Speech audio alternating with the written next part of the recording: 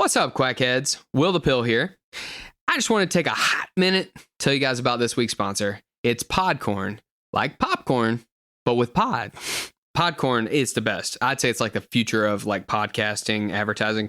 So it connects podcasters like me and John to advertisers. They basically, people who want to get their word out on podcasts. So there's no middlemen. Podcorn just connects us. It's easy. There's no contracts, and we love it. So talk murder to me. Also on the TacoCast network, Nicole from there was like, hey, Will, sign up for Podcorn. It's easy. Like, we're getting paid already. So I was like, well, we don't have, we're new. I don't think we're going to get anyone. But I went on there, signed up. Boom.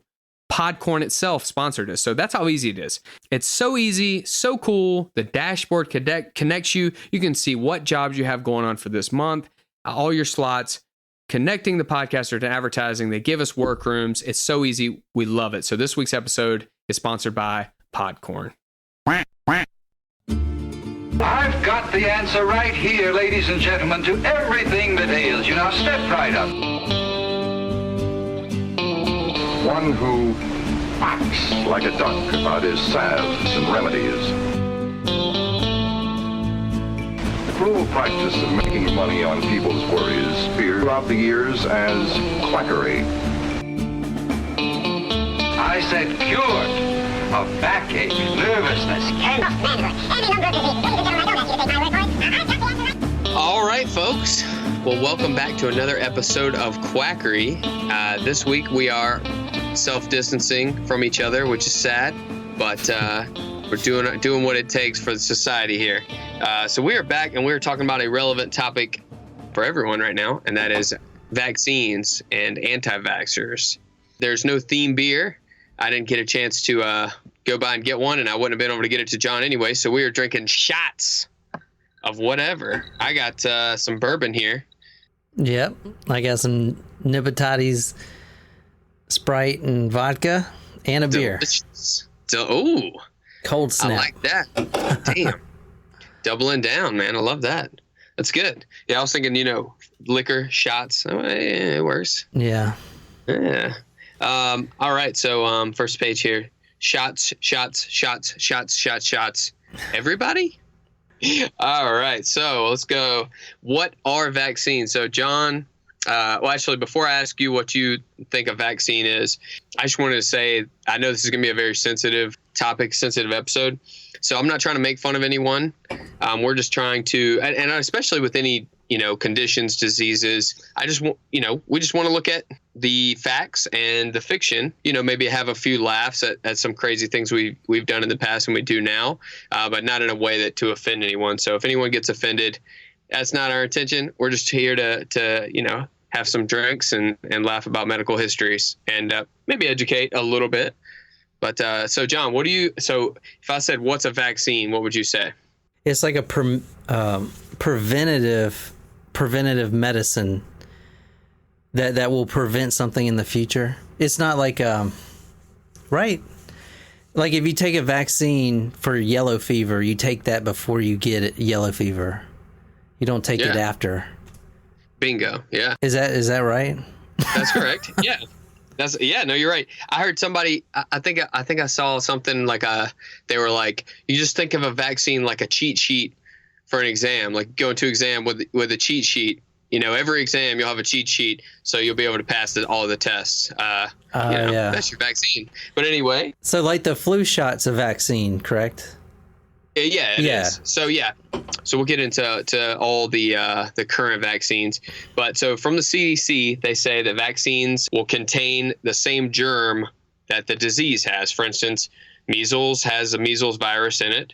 Measles vaccine has a measles virus. Type B flu would have the type B flu bacteria in it, and not the virus in it. But they're going to be either killed or weakened to the point where they won't make you sick. And some vaccines only have part of the disease germ. So it's going to stimulate your immune system to produce antibodies. And then those antibodies, just like if you were exposed to the disease and recovered, then you're going to have basically what you need to fight it off the next time. And like you said, the thing that makes them so powerful is that they prevent diseases and not treat them or cure them. So it's like the vaccine would be a flu shot, but Tamiflu is not a vaccine. That'd be a treatment. Yeah. Mhm. Also, one question: can you like define what antibodies are? Yeah, so an antibody. So think about your immune system. You've heard of like white blood cells. Yeah. So I mean, you're recognizing. So there's antigen. That's going to be what triggers your immune system. It's basically what your immune system recognizes, and so antibodies are just a resistance to that. So like there's a particular pathogen or disease, like that. So Gotcha. To make it simple. So then to start with vaccines, we go to the basically all the way to the beginning, and that's smallpox. If you look at this next one here, I know you haven't gotten there yet because the picture is disgusting. Jesus. Whoa. Yes. So I don't know about you, but whenever you think about smallpox, the one thing I think about is the pox part of it, and that sounds like chickenpox, right? Jeez. This shit ain't chickenpox. I don't know why they call it small, because they are huge and they are everywhere.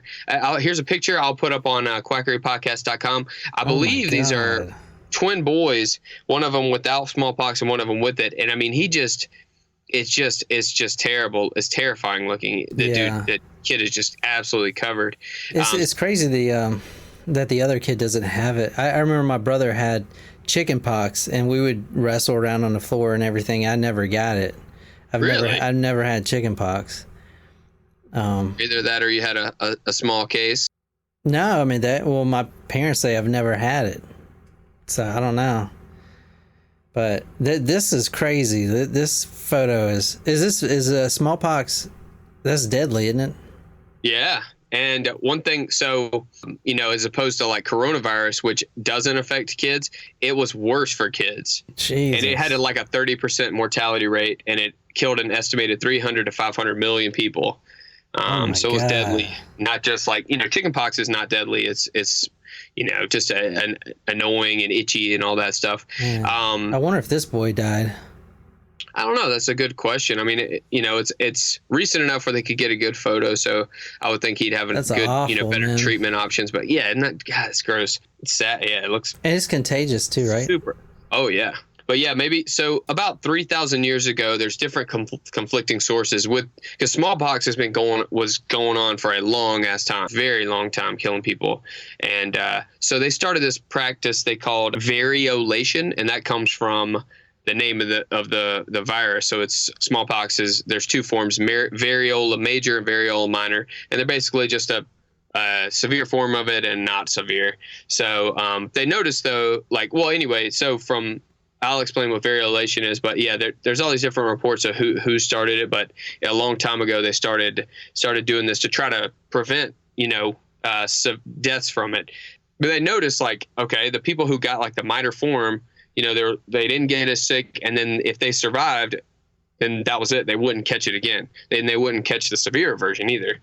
So basically what variolation is, it's disgusting. If you look on the next page here, I'll put this up on quackerypodcast.com. They would actually cut one of these lesions or pustules out, and they would cut open the arm of someone healthy, and they would stick it in there. They would put the actual pustule in someone who's healthy. So it's like a rudimentary vaccine or whatever, barbaric vaccine. Jesus. Yeah, it was the first kind of inoculation they tried. So they would take someone who had the minor form of the disease and basically infect someone with it that way. But the problem with that, you would get inoculated, which means you get immunity from it.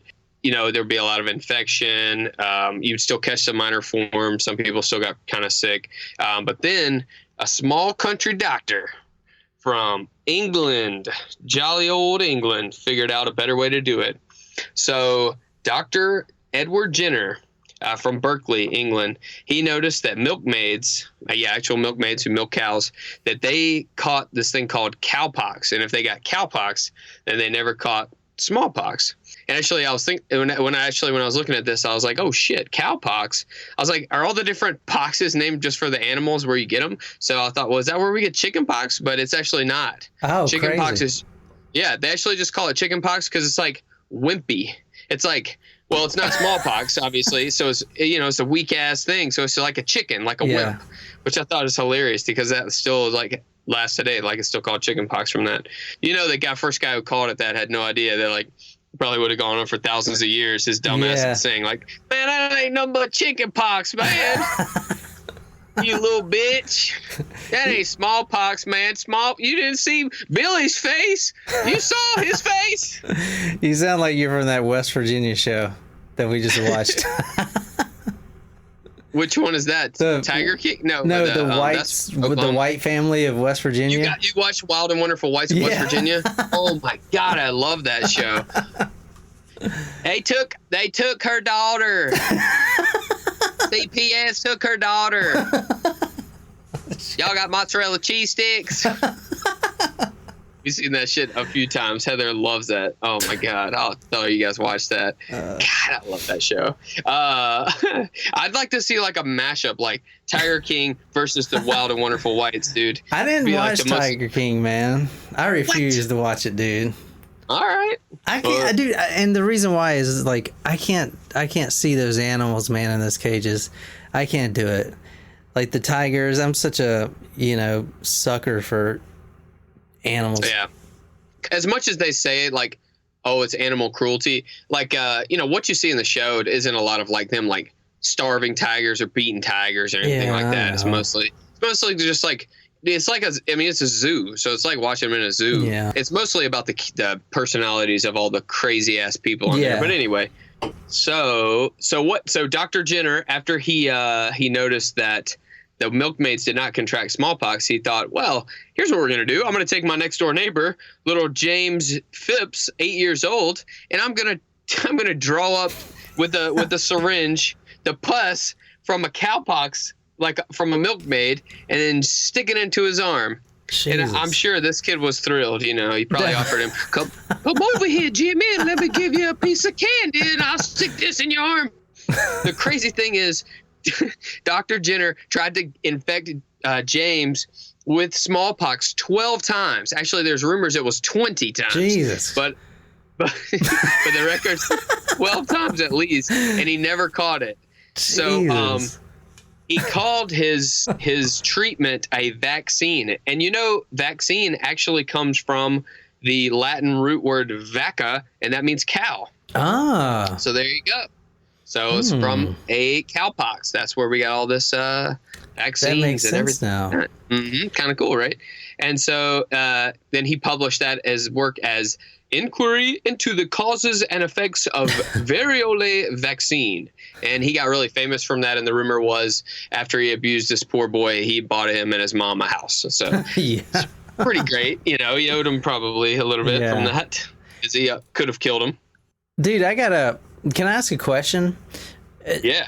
So right now they're trying to make a vaccine for COVID-19, I guess. Basically, once they get this, it'd be like a flu shot, and everyone's going to get this flu shot type of thing. Well, I was talking. So Phil, who does the Phil's Facts on here sometimes. I talked to him because he works in a lab where they're working on some stuff, antibody testing for it, and different assays and things like that he's working on that are going to be cheaper and ways of testing. But he said the main thing with that and with the vaccine right now is it's so new. We don't know enough about this, how it mutates, how it changes. We don't know if it'll be a seasonal thing where it comes back every year like the flu. We don't know if it's like something like a hepatitis where you may need one vaccine, or in case of hepatitis B, like you need multiple vaccines, and then you have basically life immunity. So we don't know yet how the immunity to it's going to work, how the vaccine's going to work, because there are things he was like, he doesn't expect it to be like this. But you look at something like HIV, the way that HIV works, he's like, there's no amount of antigen you can give someone to make them immune to HIV. So if it's like that, then no vaccine would work. But he said there's very low chance that it's like that. HIV is kind of a unique thing in that way. Oh man, sorry, I didn't mean to derail you. No, I wanted to talk about that at some point. We'll talk a little more about the sort of idea about having the coronavirus vaccine and what it'll look like. So what happened to smallpox? You don't really see anyone getting smallpox now, right? Mm-mm. Although interestingly enough, you may have been vaccinated for smallpox. I was not. So anyway, here's why I say that. So immediately after he came out with his vaccine, which was crazy. Like they actually had some weird things where they didn't know how to like preserve like live samples and stuff like that. Like let's say they wanted to take it from England to America. Well, they were like, well, shit, how do we do this? Well, they actually had kids contract cowpox and make sure they would like mess with their lesions to make sure that they had open cowpox lesions and like take it across the ocean and shit like that. Yeah, they said there was like 5 boys. And this is like one of those weirdly documented stories because they're probably not like super proud of it, but like, yeah, five young men came across and just try to keep like their lesions like, you know, from healing so that then they can, you know, inoculate America, which is kind of crazy, right? I mean, I guess because we didn't have cowpox over here or something, I'm not sure. But anyway, so yeah, immediately after that, like smallpox started just like falling down super fast because it was very effective. And then in the U.S. and England, there was actually a vaccination act in 1853 where that's when they first started making vaccines mandatory. Yeah. This was the first vaccine, but this is kind of the start of not only getting vaccines, but also, you know, the government making people do it, because obviously they wouldn't make people do it if there weren't people who were resistant to it. So then, that was so then they changed it in 1867 to everyone up to 14 years old, and there were penalties if you refused to. But then fast forwarding up to more modern times, actually the last person to die of smallpox in the world, her name was Janet Parker, and she actually was taking pictures of it for like a medical magazine, and that was in 1978, and she contracted it and she died. That sucks. That's a bad way to be known for. As a bitch, right? Yeah. Yeah. Go down in history. That's tough there. But then almost 2 centuries after Jenner published his hope, he wrote in his paper, he's like, hopefully we can eradicate smallpox from the globe. So in May 8th, 1980, the World Health Assembly officially declared the world free of this disease. So what they did was they had like an initiative, like starting in the 50s, where they were just like, we could just completely wipe out smallpox 100%. And it's gone. There's no more cases of smallpox in the world, which is pretty badass, right? Yeah. So I'm never going to get it. Well, here's the thing with that. Okay. So the only places it exists are like in research laboratories like the CDC, and then the one there was a bunch of them, and then apparently there was a thing where there was some fear that like when the USSR broke up that like their sample got like spread around. And so that's why some of the U.S. military were vaccinated against smallpox for a while there.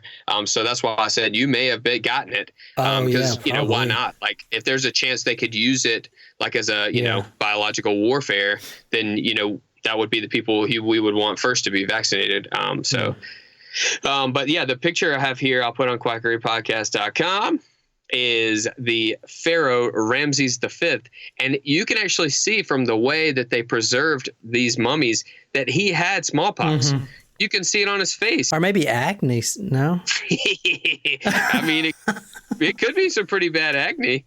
But yeah, no, it's razor bumps. You know, that's razor from bumps. The World Health Organization. Yeah, no, that's pretty gnarly, razor bumps. He must not be using Gillette.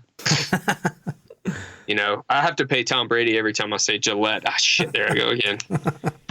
He needs it now. Actually, no, I'm out of my contract because he left the Patriots. Ah, yeah, that's true.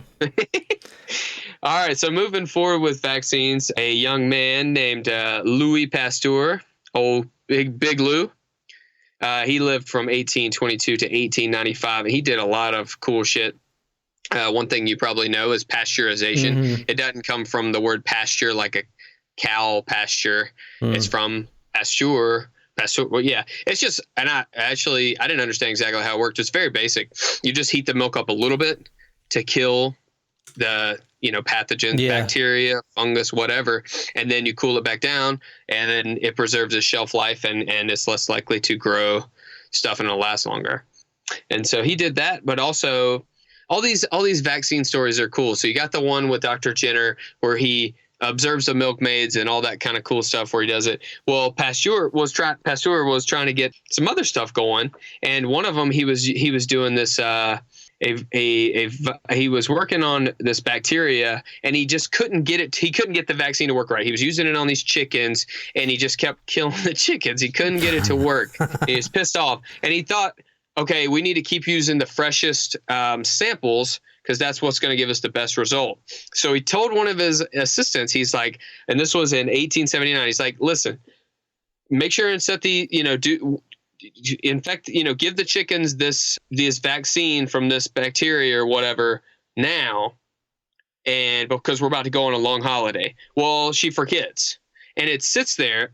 The petri dish basically sits there for the whole holiday. Then when they come back, she's like, "Oh shit!" and she gets it, and they give it to the chicken, and it works. They don't die because it weakened the pathogen. So he's like, "Oh, it must just be the oxygen." Well, it wasn't. The oxygen worked for that particular one, but what he found ultimately was that attenuating vaccines, which means weakening or lessening the amount of the of the virus or bacteria or whatever in there, makes it easier for your body to fight off while still being effective. So you won't catch the disease. You'll just get basically your cheat sheet. Nice. I hope he gave her a promotion for doing that. Yeah, he probably fired her ass and then hired her back or something, Yeah. So did you know? So this shit's crazy. You remember a few years ago? I think it's when George W. Bush was president. You remember all the anthrax scares and stuff? Yes. Yeah. So anthrax is a bacteria, and the reason why they were so scared with it was like it's I guess it like is encapsulated. So which means like it just has like a thick lining, so it's not easily like killed. So like if you put it in stuff and someone, the powder, and they inhale it, they'll get infected with it really easily, and it's, I guess, make you pretty sick. Well, actually, Louis Pasteur, he came up with an anthrax vaccine, because it's like when you work with animals, sometimes you're at risk for it. And someone was like, I read a paper. They were like, we're pretty confident that an anthrax vaccine would protect people from this powdered anthrax, that everyone was scared of. And remember, it was like a big thing. Like people were terrified. Like, oh my God, they're going to send anthrax to President Bush. I'm like, man, just give them. That's crazy. I was like, what the hell? You just give them the vaccine. So I thought anthrax was something new that was made, like just in a lab.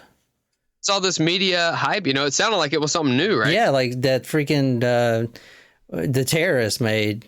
Yeah, but I think it's just, and that's why, kind of with smallpox, like the fact that they could take something old and and use it now is kind of like when we're not ready for it. I was listening to, and they were saying like, the World Health Organization, CDC, they're not worried about bioengineered shit, because it's never going to be as good as like what Mother Nature can do. And we're seeing that now. Like you see some crazy ass virus that jumps from an animal to a person, and then we're not prepared for it, and it goes all the way, wreaks havoc on especially like on our world economy. So no one would be able to do that as effectively. Like let's say North Korea came up with COVID or coronavirus, like it wouldn't be able to spread if they did that.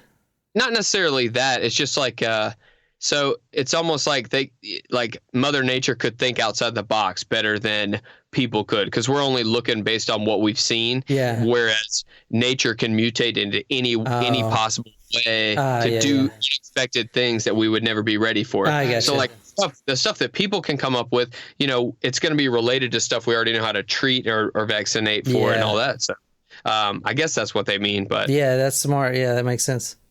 So the reason why that term vaccine stuck was because Louis Pasteur, to honor Dr. Jenner, he said, I'm going to call my treatments vaccines as well. And so that's how the name stuck for the rest of time, basically, was that they're called vaccines now due to him also adopting that term. Here's a big list of the current vaccines and then future vaccines. So like, this just says like you can go here to the World Health Organization, but there's a lot of stuff that's already available, including like measles, mumps, pertussis, which is whooping cough, rabies, rubella, tetanus, certain kinds of tuberculosis, varicella, which is chickenpox. So it may be that when you're in the military, they went ahead and gave you the varicella vaccine anyway, because we have that now. When you and I were little, telling our age here a little bit, they did not have that. So it's weird. Like kids don't get chickenpox anymore, really, because they get the vaccine. That's just kind of cool. And then the pipeline vaccines, those will be things that are coming up that they're working on. It doesn't mean that we'll ever crack them, because like if you look at it, HIV-1, which is, you know, what causes AIDS, is on the list for the pipeline vaccines, but that doesn't mean we're anywhere close to coming up with a vaccine for it. Like I said, they may not ever be able to, based on how it operates. But it's some pretty cool stuff on here if you look. Yeah, herpes. Yeah, herpes, that'd be pretty sweet. To different, you know, all types of tuberculosis, all the basically the staph infections, like, you know, you've heard of MRSA before, right? So methicillin resistant Staph aureus. So if they could come up with a, you know, vaccine for that. That's some pretty cool stuff. So that's all pipeline. So they're working on it. So then you can't talk about how good vaccines are, of course, until you also talk about the safety of them. So it really, like, if you've listened to this show before or paid attention to medicine ever, there's really no medical treatment that is without risk. So like, I forget, I think it was the essential oils episode. Maybe it was like anything that's strong enough to help is strong enough to hurt. Well, vaccines will probably be the highest. Well, I guess I'll let you make your own decision on that, but the highest benefit to risk ratio. But some of the things to keep in mind here. So like when they produce a vaccine, they use a lot of different things. There's some antibiotics they use to keep, you know, the environment clean from, you know, getting, you know, infected or contaminated, like gentamicin and neomycin. So if you're allergic to those, you shouldn't take the vaccine, because you could have like an anaphylactic reaction, because you're basically injecting some really, you know, shit that you're really allergic to into your veins. Same with actually chicken eggs. Fun fact here, they grow the flu vaccine in chicken eggs. So if you're allergic to eggs, if you're allergic to eggs, then there's actually a special kind of shot they make a few of every year that you can still get it. And I mean, if you think about it, so probably at least maybe not in the military. Did they make you sign a waiver in the military before you got vaccines, or they just? Oh no, dude! It's like an assembly line. Yeah. That's awesome. I mean, I remember before I went to my first deployment, I must have got like 60 shots at least. They had that gun that has like 10 needles on it, you know, and it just shoots right into your arm. And they did that like 5 times. I mean, like everything on that list that you just showed me, like I definitely had vaccines for it. Yeah, that's what I was thinking. You probably did, right? And some things are not on the list, because probably things that we don't even currently vaccinate for, like smallpox, that they may just be worried about on a one-off chance. Did you feel like run down after, or what? No, man. We were drinking so much Red Bull. You were and young. Stuff. Young and invincible. I love it. But anyway, normal population, you have to sign a waiver to get a vaccine. And if you're under 18, your parent has to sign it for you. So there's something called a VIS that you're required by law to get every time you get a vaccine. Most people throw them away in the pharmacy, I've noticed, but it's just basically a front and back about all the information about the vaccine, like what it does, what to expect once you get your shot, all the potential reactions you could have. And they update them every couple of years because information may change on what we learn. And then and why does it change? There's something called the VAERS, the VAERS, which is a vaccine adverse event reporting system. So it's like a hotline, basically, the FDA runs, where like if anything goes wrong with that and you think it was the vaccine, it's like a surveillance system. You call in for it. And actually, a few years ago, there was one where this new rotavirus vaccine, rotavirus is one that would cause like a lot of the poops and the pukes. So you'd see that sometimes. You see that sometimes like on cruise ships, those will go around. Yeah. And people will be just like, everyone will be throwing up and pooping their brains out. But anyway, they called intussusception in some children, which is a weird thing where like your intestines like sort of roll up into each other. What? Like a sort of, yeah. I mean, it's not like. Like a slinky? Almost? Yeah, kind of like, yeah, almost, but it's almost like they just kind of like, almost slinky, but in, like it's like they, sheath in, the intestines kind of roll up. but not the whole thing, just in one part. But it just causes a lot of like GI distress and a lot of a lot of bowel problems. Obviously, it's not deadly in most cases. You can get bowel obstruction, but anyway, they pulled that off the market due to that vaccine because they found out through the VAERS that it was there's some safety concerns. Oh, nice. Yeah, so there's they're trying to, they're not ignoring problems with vaccines is basically what I'm trying to say. So what side effects can most people look at? Mostly, you'll get pain. People actually are afraid of vaccines because, shots hurt, not just when you get them, but after, you can get soreness and swelling and redness. After, you can sometimes get fever, chills, and you can feel tired. Those are just your body, ramping up basically to fight this thing off. Sometimes you can feel almost like flu-like symptoms, like a weak version of that, because your body's working on, it's basically like you're a little bit sick, but you don't ever get fully infected with it. You're just, your immune system's working on that. And actually, I've had some people where they'll get like what's called syncope, which is basically just where they get dizzy and they may pass out from vaccines, but it's not dangerous. It just, it just happens in some people. And then there's something called Guillain-Barré syndrome. Have you heard of that before? I have not, but no, it's actually super rare with vaccines, but there's been a big, it's going to be on every basically waiver you sign about vaccines. It's a rare autoimmune system syndrome kind of thing where the sheath, the myelin sheath. There you go. The myelin sheath will like break down and expose. Yeah.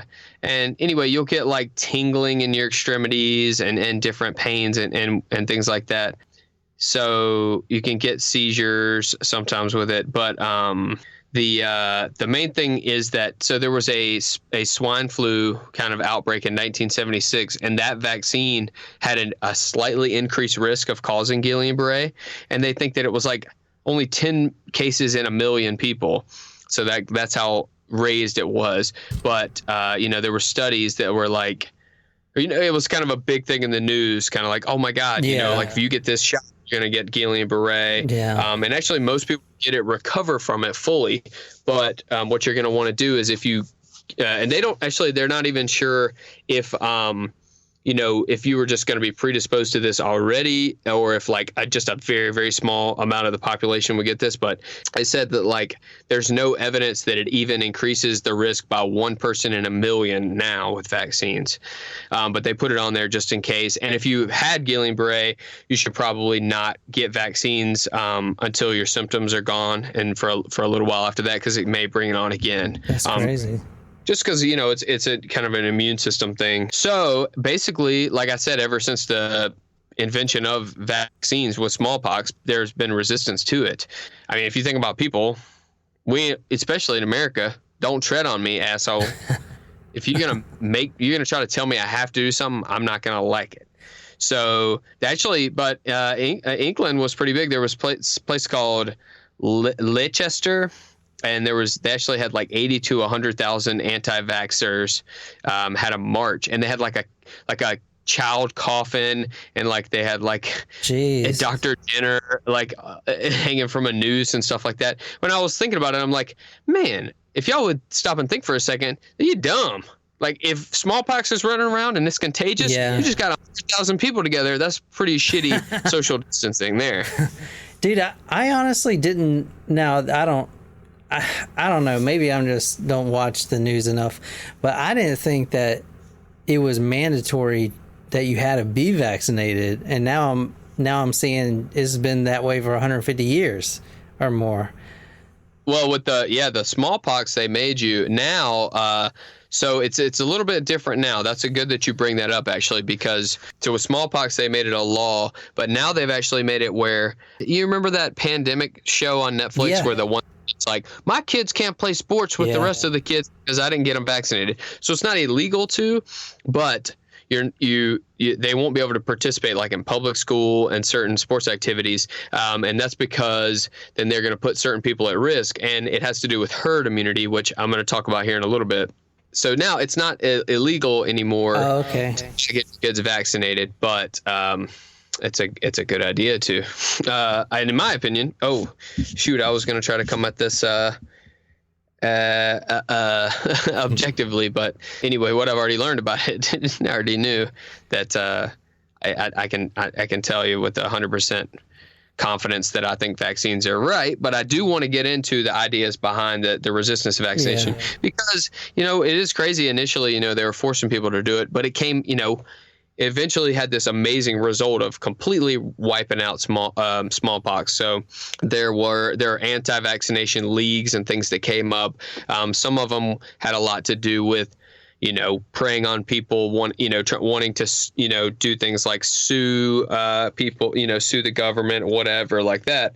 But a lot of it was just like a group of people got together who were mad about them forcing them to do something, and they got together and they would do, they would write pamphlets and they would have demonstrations and all sorts of stuff like that. So, but like the first time that they had teeth to do that was where the Supreme Court ruled that someone had to get it was there was actually this guy, his name was Henning Jacobson, and he was from Cambridge, Massachusetts in 1902. So they said there was like a smallpox kind of reemergence there. And he said he did not want to do it because he knew how to take care of his own body the best. That sounds like something you've heard before. Yeah, that sounds like something I'd say. Yeah. So he lost the local court battle to say he didn't want to get vaccinated, and actually went to the Supreme Court, and he lost his appeal there. So that was the first record of a Supreme Court case concerning a public health law where forcing someone to do something for the public health. And what if he didn't, though? Does he get jailed or what? I guess so, but then, think about that consequence. If you put him in jail and he's unvaccinated, you get all the prisoners sick. I don't know, Do you think that's going to become, I know I keep bringing up the coronavirus, but if it got so bad, do you think they'd force vaccinations or not? I don't know. I don't think so. I always joked, eventually they're just going to have it pumped into the to the air conditioner unit, like an inhaled vaccine. Sign a waiver when you walk into the building that they build your insurance, and you come in and you buy your Band-Aids and you leave. You got your flu shot. Yeah. This next one is awesome. So I'll put this up, quackerypodcast.com. This is a 19th century cartoonist. So basically some of these anti-vax people initially with the smallpox, they said that, Dr. Jenner, he's given us cowpox. We're going to all turn into cows. So this is people were saying that. They're like, start growing hooves and horns and all this shit. They actually thought that. So this is a cartoon of like people like having cows like growing out every orifice. It's pretty funny. So yeah. Is that the his kid, James, beside him? Oh, it must be. Yeah. Yeah, I didn't think about that. Yeah, it must be Dr. Jenner and little James. It's got to be. Yeah, it's got to be little neighbor James there. Great, man. Poor kid. Little guinea pig.